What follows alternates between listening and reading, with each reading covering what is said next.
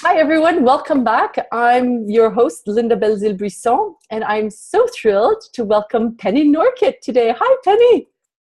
Hi. How are you? I'm fine. How are you? Good. I'm so excited that we get to have this conversation today.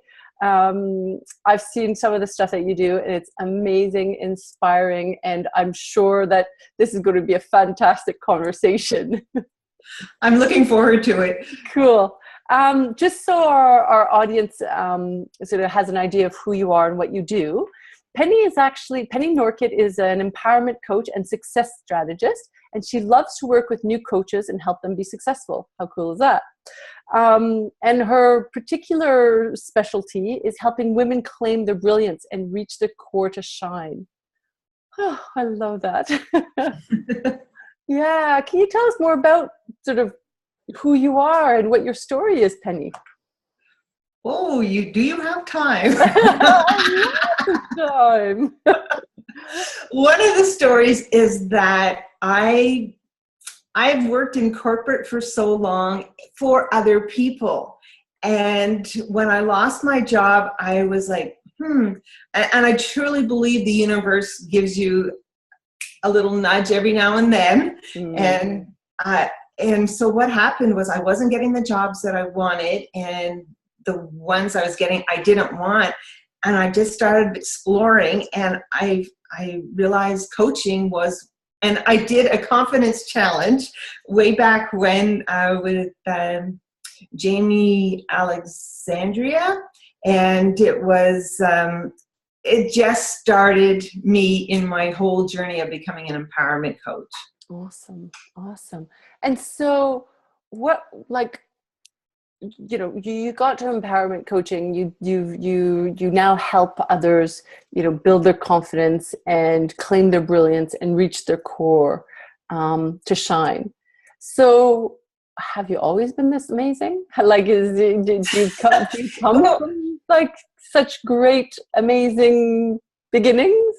And the thing was, we all have this brilliance inside us. So yes, not to sound conceited, but we all are born brilliant. And then what happens is we start putting little masks around ourselves and not believing in ourselves. So one of the things is when I became a mom, I had been very successful in the corporate world, but when I do something, I do it 100%. And so then I became a mom, and I just threw myself into becoming a mom, and I ended up being a stay-at-home mom. So then I started losing my confidence and losing who I was. I started putting my children first, and that went on for many, many, many years. And then there's the story. I don't know how much you want to know, but the story is about my youngest son, and that's my real, how I discovered my strength again. And it was going through his illness and finding a solution. And so can you tell us a bit about that and what happened and how you got through it?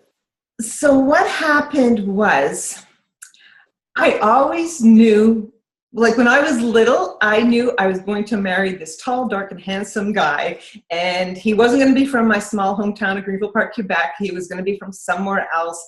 And I had it all built up in my head, and I was going to have 3 children.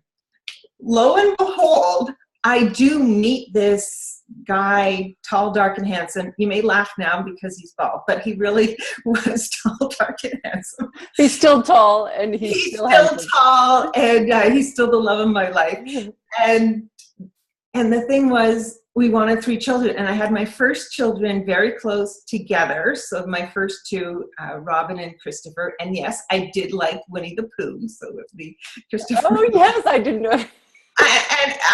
When I named my first son, Christopher, it didn't go through my mind, but then I started getting all these Winnie the Pooh books. So then I realized that yes, that was one of my favorite books growing up. So that's funny. Unconsciously, you were. Unconsciously, I love Winnie the Pooh. So there we go. So then life goes on, and I knew 2, they were so close together. I wanted 3, but we waited, and it took 9 years till we finally had my last child.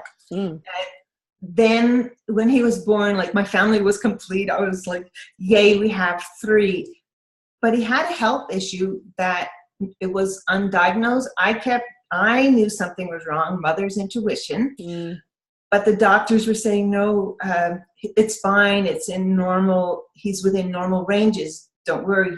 Don't worry. So I wanted to believe all the doctors. I wanted to believe that they were telling the truth, that he was fine.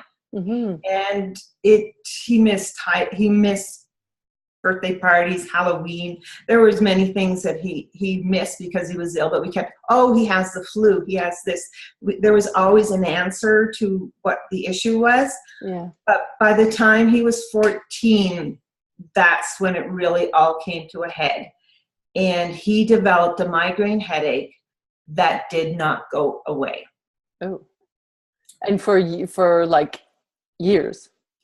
It started when he was 14, he had a few of them, and then it just went on that he had, it lasted for a few days, and we were in the queue to see a neurologist, but the wait was like 6 months long because he wasn't having them. And you know how some dates, they just stick in your head? So December 1st, 2010, my son developed a migraine. I remember it so clearly, like going down in the basement, it was really darkened, and all the curtains were drawn. It was a walkout, so normally it's bright. Everything was dark, and I find him hidden under a blanket. And so, I go over and I look at him, and that's, I took it off his head. And when you look in someone's eyes and you see the pain, I knew that this was something serious, very serious. And you're the mother, so as a mother, I knew, but I didn't know it was going to last over 5 years at that time. And the thing is, okay, let's get you to the doctor. What pill can I give you? And that just sent us on the journey of, we race to the doctor, and the doctor goes, I don't have a ticker tape, but to say this is what you need. We don't really know what to do, and I was like, what? You don't know what to do? But we'll try this medication. So then we went on a series of trying medications, but then the headache went on and on and on. Like it went from days to weeks to months to years. Like it consumed our entire life. I think we went to about 30, I wrote it down, 30 different specialists to get him to find what the solution was. So it was a really big journey. And about 2 years in, I said to myself, I need to take care of me. Yeah. Because I was working full time. I would race home and bring him to his multiple appointments. So sometimes we'd be seeing we'd go from one doctor to the next doctor in a week. So it was just so draining. And it took all of his energy just to get out of bed, to get to the appointment. So he wasn't in school. He wasn't even in school at this point. He had to drop out of school. We started with the teachers coming to the house.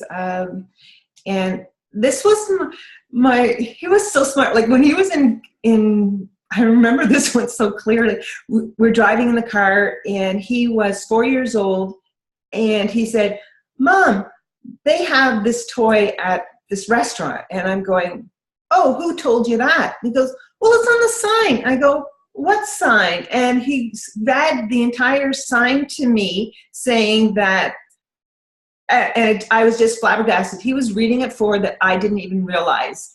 And then, so in school, they gave him, he was in special grade 2, he was doing grade 8 math. So when he was missing school, when he was, not math, English. So he was doing the spelling of grade 8 when he was in grade 2. And the books, he just was very intelligent. So that's why when he missed all that school all through elementary school, it didn't matter because he was so far ahead of everything. But when you get to high school, that's a different thing. When you start missing 2 days, if you can only get to school 3 days in a 2-week period, and that's how bad it was. Like we would give him the medication to help mask the pain so that he would struggle to get to class. It was really hard. Yeah. And so how were you feeling at this point? At this point, the mom guilt, whoa, I felt so guilty because he's my son. I should be able to help. And I even had guilt of even having a third child. Like, why, have a child and have him go through pain? Like, that was really a core to me, feeling so guilty that I was selfish. That was the thing. And how you were feeling guilty, or you feeling guilty about being selfish for having a third child? For having him, for wanting him so badly, for wanting my third child and then having him in pain. Whoosh, that was so, and I didn't realize that till just recently. I tapped that one. It was like, oh man, I didn't realize I was carrying that guilt with me. The map of empowerment, I didn't realize I had that underlying running in the background for me, feeling guilty about that. So it was a journey that we took, and it was, as a mom, it was really difficult. It was, but we always had hope. We always knew. So every time we had, so I would keep calling the specialist to get in earlier. So the 6-month appointment, when it first started, I was like calling, do you have a cancellation? Do you have a cancellation? And it worked. I got a cancellation. So he was able to see them within 3 months, which is still, so he had, this is at the beginning, 3 months of migraines when we're still trying everything. And the weirdest part is that they said, get off all the medication. That's the problem. I'm going, okay, well, he did have the headache to start, so we went off all medication. We turned to alternate medication, physiotherapy, acupuncture, Chinese medicine, and I think it was at the 2-year mark, because the first person that did acupuncture didn't work. The second one, it didn't work. But we kept trying and trying and trying. And then the third one, it worked, and he was able to take away the pain for a bit. So my son was starting to get a taste of what life would be like without pain. So it was about 2.5 years in when he started having that. And that was his saving grace, to know that he would be, there is an answer. Like if he had acupuncture every single day, maybe he could have a normal life. So then he learned cupping. He could cup himself even. There was so many things, but there was still the underlying issue that was causing the pain that we didn't know about. And I can fast forward now to the solution. Yeah, I mean, and what I love about this story is I can really sense the love that you have for him, and the support that you've really brought to him throughout these years, which is absolutely gorgeous, which I'm guessing also translates into how you are in life in general and with your clients specifically. So I love this. I love this. I love all my clients, and it's funny, the relationship I have with them, I just give them my energy and my love, because I know whatever thing they are going through, there's a solution, and we can get to their true brilliant self. Because during that time, I was not empowered. I was on my empowerment journey, because I was the biggest advocate for my son. I stared down doctors. No, there's got to be a solution. And I did it through tears, but I still did it because I was passionate. This is my son. There's an answer. Like, if you don't know, I'm going somewhere else. I'm going to find it. Yeah. And so what was the answer? The answer was, and this is the craziest thing, that job I said I got let go from, the month before I got let go, I've been working with car accident victims, which is a whole other story, because my sister died in a car accident when I was 18, so I carried that grief around with me too. So another emotion. And I was thought that was my life purpose, was working, helping people. I was doing all the office administration and supporting the families of car accident victims. But I kept sending them to a lot of them to the specialist. And one day I said to the girl, and I said, my son wasn't in a car accident, but do you think that you may be able to have an appointment for my son? And they said yes. And they were able to, it was an eye doctor of all things, but he noticed that my son's eye was not dilating. Nobody in 5 years had even said anything about that. No one had even noticed that one eye did not dilate.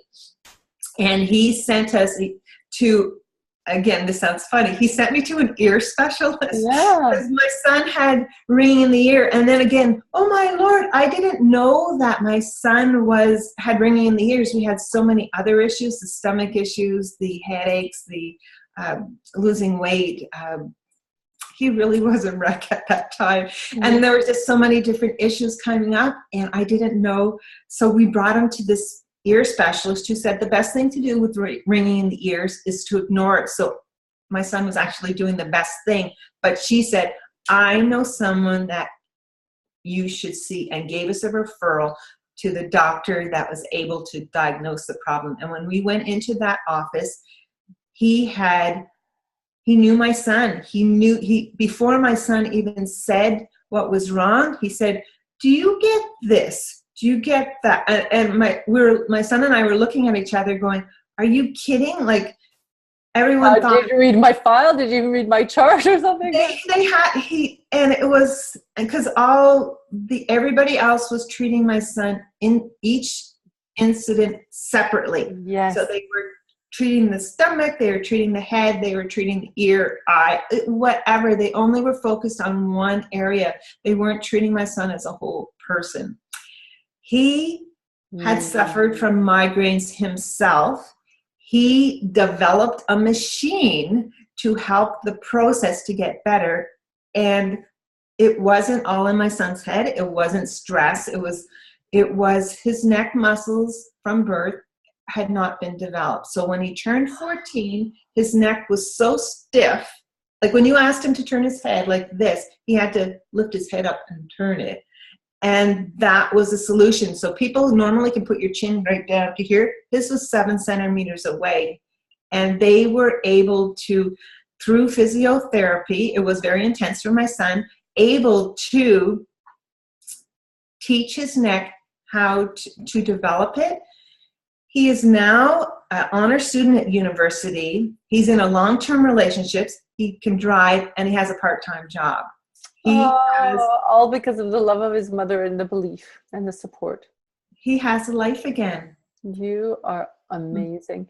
I mean, there are many things I love about the story, but what is extraordinary here is that I also believe that everything is connected and nothing is separate. We can't just say, I'm going to treat this piece or I'm going to treat this piece. And I'm guessing you've probably experienced this with your clients.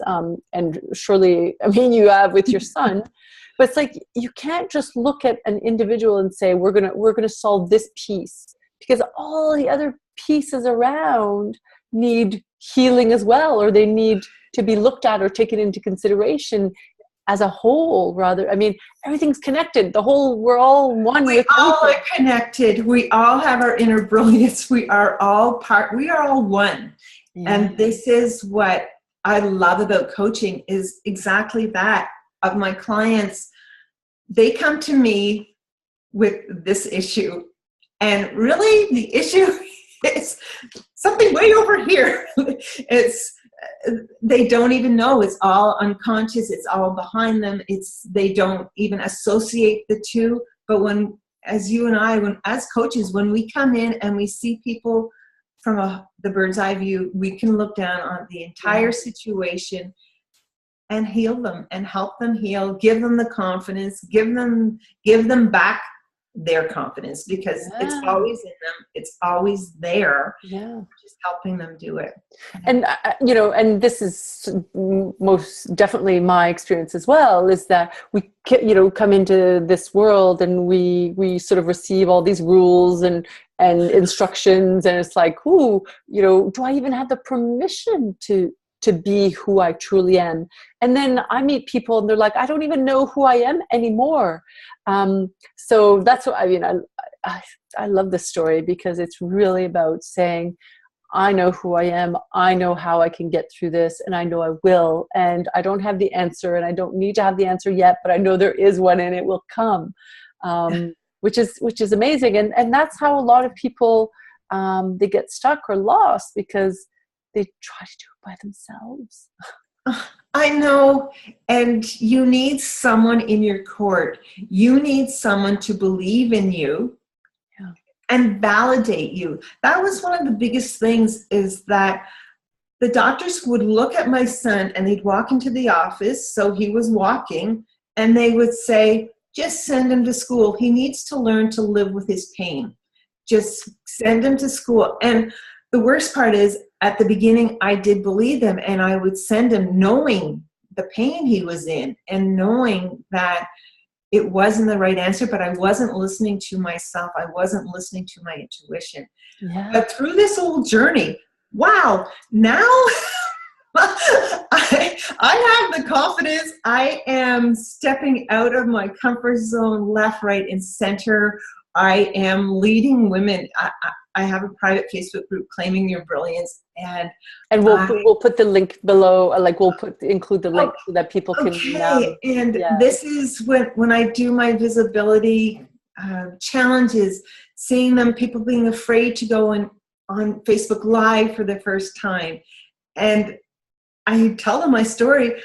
I was quiet. Like a year ago, I didn't have my voice at that time, and I was petrified, and the butterflies in my stomach and everything that I was envisioning never happened. Yeah, the fear piece, you mean? So it's like your greatest fears of like, oh, if I do this, the sky will fall down or something. Yeah, exactly. Like people are going to laugh at me, or the unknown, the fear of the unknown. And now I am running into the unknown, and I'm bringing my clients with me, and it's amazing. It really is amazing. It's a lot of fun. That's awesome. So what's exciting for you right now in your life? Well, there's always something exciting for me in my life. At the moment, I'm doing my first group program, and this is for new coaches, and I'm helping them really claim their brilliance. They have everything inside them right now, and we're going to be working on getting their confidence up and getting them the tools they need to really shine. Awesome. And I'm excited about that. I have one-on-one clients that are amazing. It's just, life is so good. It really is good. That's awesome. How can people find you, Penny? To join your course, or to just, get in touch with you? I branded myself as myself. Perfect. Yeah. So it's Penny Norket. So my website is pennynorket.com. Perfect. I have Claiming Your Brilliance, and I will give you the link. Claiming Your Brilliance is my private Facebook group that I am supporting women. And I'm attracting these amazing women. They're supporting each other. So everyone is supporting. I do not believe in competition. It's collaboration. We can support each other. Absolutely. And that's, they can find me at Claiming Your Brilliance in my Facebook page. Awesome. We'll make sure we put all the links there so that people have access. And I love connecting with women around the world. I love to travel. So I love when my voice gets out there. So anytime if anyone wants to have just a chat with me to see if I am the person to help them find themselves again, I love just having a 20-minute chat with women and just perfect. So do you have a link to your calendar that we can also add for people to yes, I can do that too. Perfect. Yes. Awesome. We'll include that as well. Wonderful. Penny, this has been a fantastic conversation. I really want to acknowledge you for being so courageous, for putting out like such love and amazingness, awesomeness into the world. What you do is so generous and is so kind. And, we haven't known each other for a very long time, but I truly have to say that when you do put something out, you exude love and compassion and passion. So just keep being who you are. It's amazing. Thank you so much. Thank you so much. I have loved chatting with you. You're amazing. Thank you. You're an amazing woman. I really have loved connecting with you. Thank you. And so I thank everybody for joining us today, and we'll have all the links in the message, and so you can get in touch with Penny. And I thank you all for listening, and I'll see you next time. Bye-bye.